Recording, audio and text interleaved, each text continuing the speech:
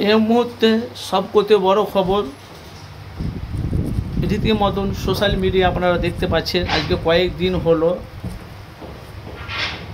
ভাঙড়ে আইএসএফের দলের মিছিল আর তৃণমূলের দলের মিছিল, দুই মিছিল কিন্তু ভাঙড়ে বিশাল বড় একটা মিছিল হচ্ছিল ভাঙড় এলাকায়। সেখানে দেখতে পাচ্ছি আইএসএফের কর্মীরা তাদের স্লোগান,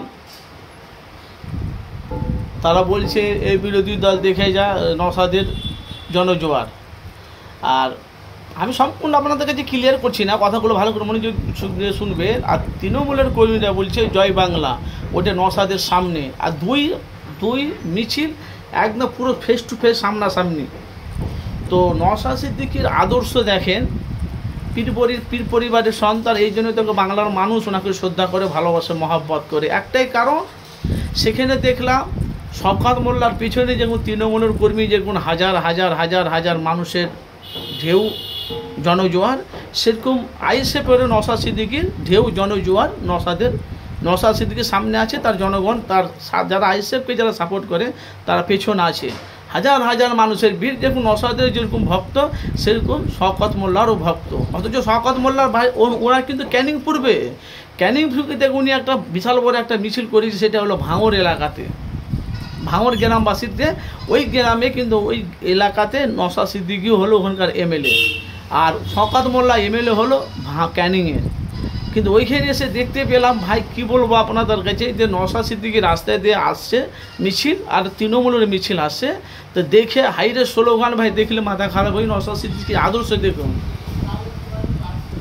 তারা নওশাদের কর্মীদেরকে বলে তোমরা চুপ করো, এই তো দলগুলোকে জিতে দাও, মানে এদের দলগুলো যেতে দাও। এরা কেন যেতেই পারে, সামনে বিধানসভা ভোট বা সামনে বিধানসভা ভোট ভাই করতেই পারে, কিন্তু সামনে ভোট আসছে। তো এমনিতে ভোটের জন্য তো মানুষের পাশে বাড়ি গ্রামীণ অঞ্চলে টাউনে সব জায়গায় যাবে ভোটের জন্য, ভোট প্রচারে তো নামবি। তো নওশাদ সিদ্দিকী বলছে এদেরকে যেতে দাও। তো সব আইএসএফের কর্মীরা সব চুপচাপ হয়ে গেল, আর তৃণমূলের কর্মীরা শওকত মোল্লারের যারা বাহিনী আছে তারা চলে যাচ্ছে।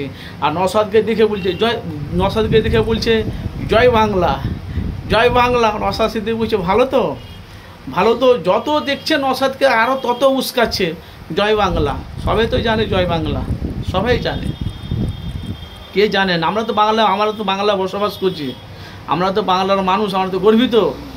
জয় বাংলা কি? মুখ্যমন্ত্রী মমতা বন্দ্যোপাধ্যায়, উনি সিএম, উনি মুখ্যমন্ত্রী, উনি পুলিশ মন্ত্রী। এই জন্য মমতাকে টার্গেট করে নওশাদকে ইঙ্গিত করে বলছে জয় বাংলা, জয় বাংলা।